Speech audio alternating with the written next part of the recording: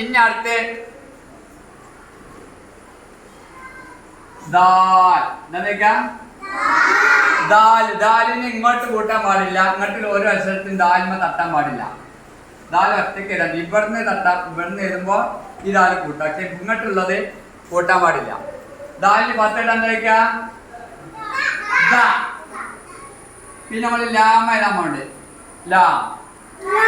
പിന്നെ നമ്മൾ ഈ രണ്ടാമത് പഠിച്ച കാഫാണ്, അതിനുള്ള കള്ളിയാണ് വരുന്നത്. ലാമ്.